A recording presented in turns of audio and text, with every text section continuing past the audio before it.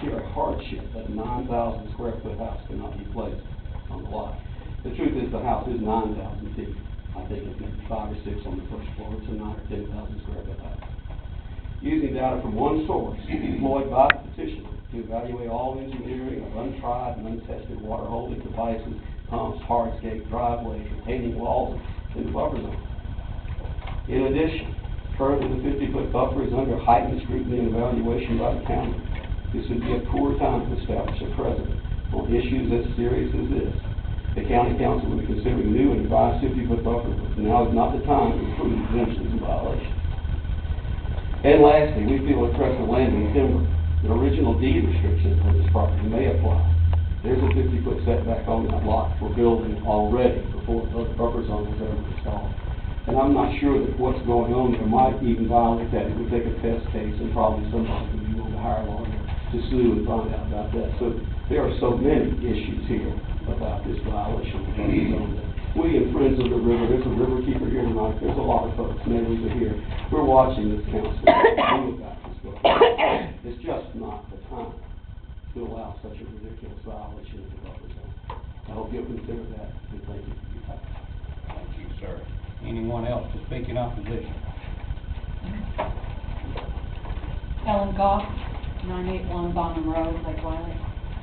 I'm the Lake Wylie Lake Keeper for the Goff River Keeper Foundation, and I'm representing the foundation tonight. We want to go on record as saying that we're not in favor of this variance request because of the encroachment into the buffer.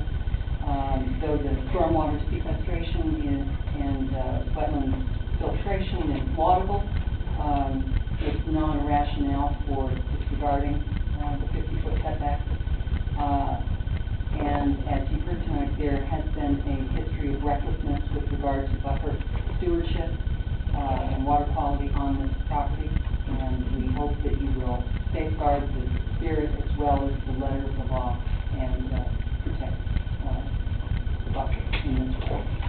Okay. Anyone else to speak in opposition?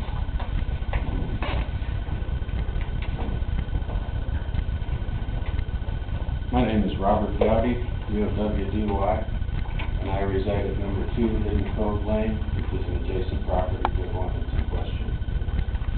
I too would like to take the opportunity to commend Mr. Christopher on a fine presentation.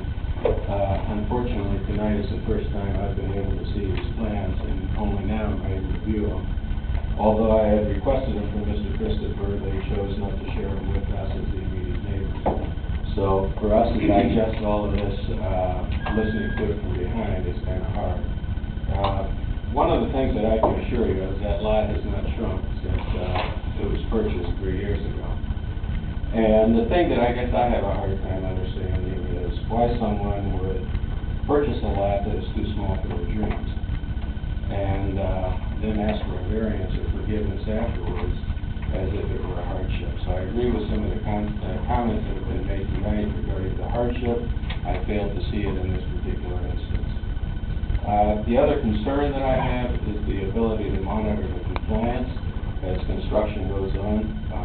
I'm afraid that the resources of the county, as have been pointed out in some recent press articles, allude to the fact that they don't have the resources to monitor compliance, and so that concerns me as to the future water quality of the area and the system that is being proposed. Thank you, sir. Anyone else to speak in opposition?